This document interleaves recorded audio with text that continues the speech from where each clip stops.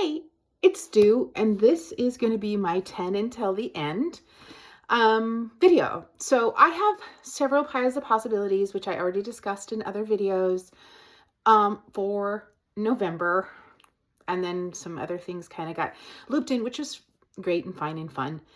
And then I haven't really thought about piles of possibilities in December, except for kind of continuing the thread of Women's Prize for Literature, which is the biggest prize that I kind of follow. I read the entire shortlist last year. Don't know if I'll do that again this year because I got a lot of like long and short list authors here on my physical shelves, which I've scouted for and would like to address. So in this pile, there are books which are on my current TBR, which I'm currently reading. There are ones that are in pile of possibilities that I might have already talked about, or maybe didn't. Maybe I've substituted books out. And then, yeah, that's how I'm going to say that. And the whole purpose of doing this is to kind of amalgamate all of the different things going on. So the different piles of possibilities for the next 2 months. And also kind of I was looking through my bookshelf thinking about two things. What was coming off of summer reading. So a couple of these were actually on hold since summer, or basically on my summer reading list. And they weren't ones that I just kind of let go of because they were less summer vibe. And that's maybe for whatever reason why I didn't read them in the summer. And then a couple of these, especially the replacements for some of the ideas that I had for a couple of my other piles, I'm trying to prioritize and or think about books that have been on my shelf the longest. As my shelf grows and grows and grows, and I have just foregone any need to feel like I'm in control of it for right now, it may be less interesting for me to think about what's been here for very long. And in fact, nothing has been here for over a year. I haven't been doing this surge in reading even for a whole year yet. So I still kind of don't want things hanging around. I'm doing 100% unhaul, with the exception, maybe an upcoming exception of keeping a couple of my collections, especially like Louise Erdrich. So in this pile are books that have been around for a while, or things that I have said that I was going to read in other sort of piles of possibilities and didn't read. So I'll just get started. There's a challenge called Neurovember, and one of the prompts on it is to read a cozy book and a short book and a translated book. And I actually felt like I really needed a cozy. I've been having a great time reading, but I just really wanted a cozy. I also have someone who I think would really love this book, who I'd like to give it to, which will make me feel good. So I have just thrown this sort of in spontaneously, and I'm most of the way through it. Absolutely, we'll be done with it probably in tomorrow's walk. I'm doing a hybrid, read a chapter, listen to several chapters while walking, etc. Okay, then also fitting in that theme and sort of kicking off the books, Women's Prize for Fiction long list books that have been on my shelf for quite a while.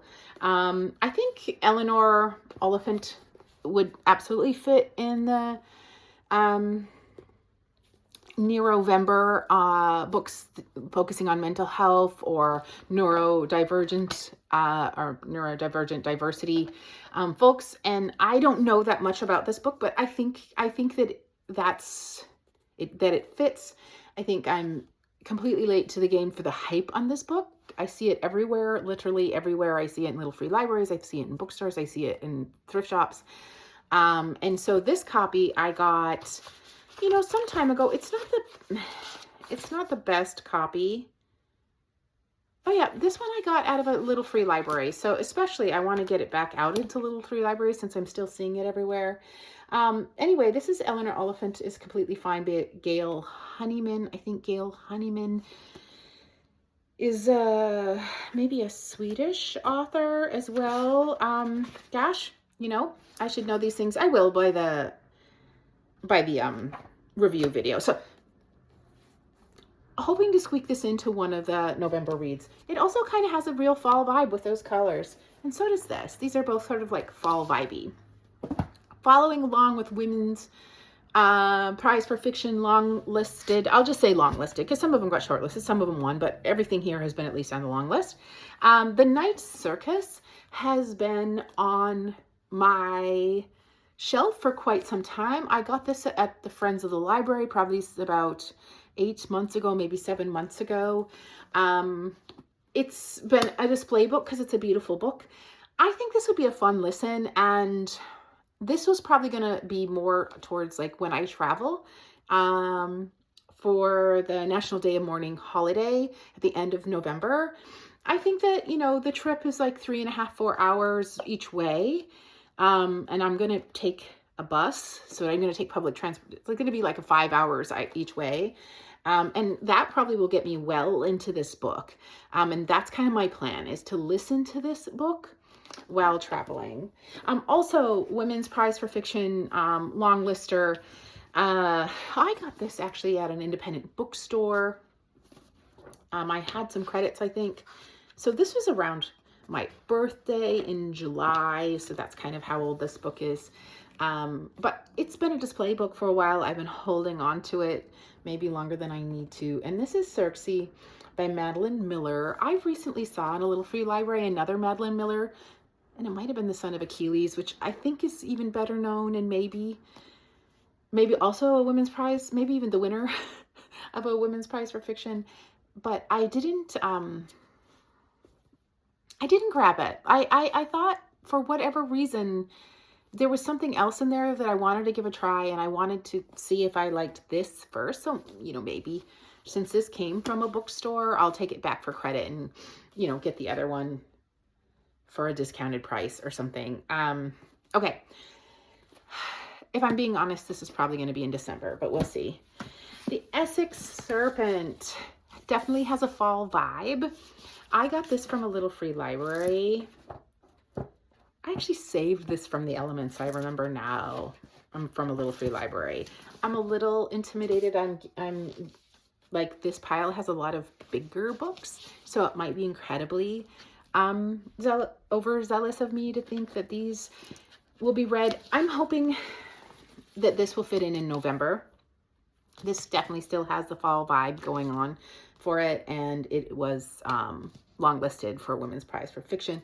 It's been sitting. It's been a display book as well, because it is just a beautiful book. I found a display replacement and pulled it off, and literally my piles of possibilities are sitting in piles in my reading room. So this is going to sit into a pile, and then I will remember that I'm committing myself to reading this, hopefully by the end of the year. This book, The Empire of Wild by Cherie Dimaline. Yeah, I actually got this from a thrift store. I got this from a Goodwill. I was so excited. This was my first time I went to the Goodwill to buy books, and, you know, to find out that they were $3 and I could find books that I kind of knew about. And this was something I was really excited for. This then has about 1 year on my shelf of me being excited about it. It is on my current TBR. And I already said when I made that TBR video that this book, you know, is a priority read. Like, I might not get to everything on that TBR, which is a blend of Native American heritage, Booker, and fall vibe. So if I have to, you know, just decide not to read something, this is probably not going to be the one. I'm going to read this unless I get into it and just don't like it. Don't imagine that happening. Yeah. So this fit in Native American fall vibe, right? A little creepy. It's horror genre, but also Native American. This author is Métis, and this book is using some Métis mythology, so a little bit maybe fantasy. Oh, there by Tommy Orange. Yes, Arapaho Cheyenne. And this was on summer reading, so this is my transition into books that were on summer reading that I didn't get to. This was on summer reading. I think I said when I talked about my current TBR. And I want to listen to this. This is something I want to listen to. I've started, I really liked it. I put it on hold just because I wanted cozy. So I'm currently, doing that hybrid listening to Hisashi Kashiwai's the Kamogawa Food Detectives. I'm almost done with this though, and then I'll go back to listening to this. This one I will probably, giving my bus commute weekly, will be done mostly listening while on the bus in next week. Also on summer reading, just coming off hold after all this time. Actually came off on hold during the summer, and then I suspended, and then I just stopped suspending because I thought this is a popular book. Didn't feel like the thing I wanted to, I've already started this book. Didn't feel like the thing I wanted to read during this summer. So I just put it on hold again, and it finally just came off, probably right in time. R.F. Kuang's Babel, an Arcane History, is dark academia, and she's, I think, recently just released Catabasis, and it, is making all the hype, whatever. As I said before, there are some chunkers. There are some chunky books for me, right, on this 10 till the end. That's not to say I can't read chunky books. I actually sometimes like chunky books because, it takes me a few days. However, when I'm doing like these stack of possibilities, I wonder if that's going to make me feel sort of intimidated or overwhelmed. Anyway, no one has to do anything they don't want to do. I definitely want to, this book probably is a priority read of all of the books on here, with the exception of the 3 that I'm actually on my current TBR and or reading. And I see myself actually reading it in December. The next book, okay. I have not 100% committed to reading the Satanic Verses. I have 2 other Salman Rushdie books that I had planned to maybe read instead for Booker. I've never read Salman Rushdie. I've never read this book, which is maybe his most controversial book. He got, the reason that this kind of bumped the Harun and Other Stories, even though that's a novella, so that might go back, right? Well, the reason I'm talking about this one is because I would really very much like to read Salman Rushdie. I want to prioritize him in my Booker, like make sure I get to him during the Booker, because my Booker pile is growing as I kind of rearrange my library. I'm like, oh, I could read this, so I'm not even following my pile of possibilities very well. Yeah, so I'm gonna keep this forefront of mind as a try in this November reading. If this feels just overwhelming because I have so many other things going on in November, then I'll go back to Harun and Other Stories, because it's short story and that's a different kind of experience and it's way thinner. But this one was shortlisted for Booker, maybe in the 1980s. And I haven't read a book from the 80s yet, definitely 90s, 2000s, 2010s, and 2020s. So for the Booker. So, yeah, that's all I'm going to say about that. And then finally, speaking of Booker and speaking of books that have been on my shelf for a long time, my very first trip, I believe, to the Friends of the Library bookstore before I ever became member, when I spent, like I said, this is all I'm going to do. I made a video, I made a commitment. I'm just going to find books in translation, etc. I've been a laughing stock about not following that video, not that day or any day after.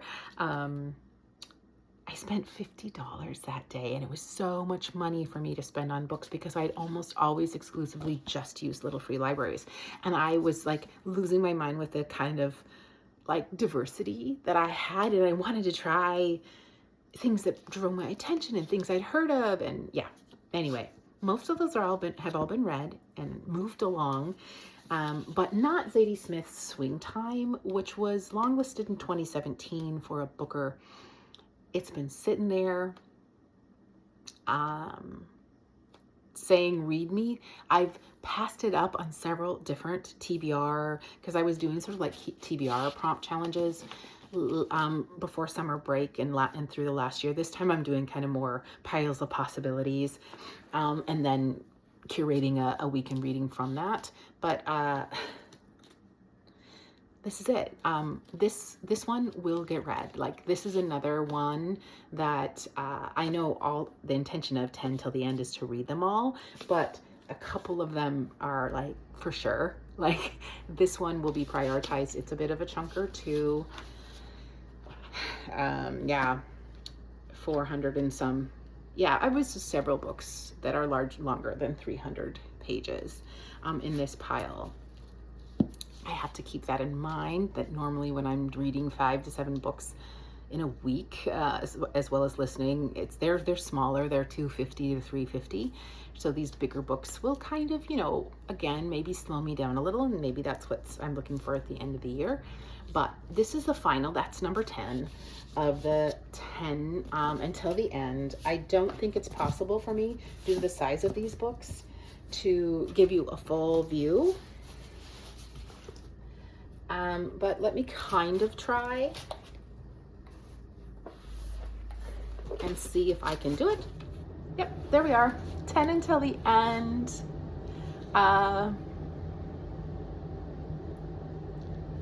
What shall I call it? Pile of dreams? Yeah. Hopes to integrate in the next 2 months into my TBRs.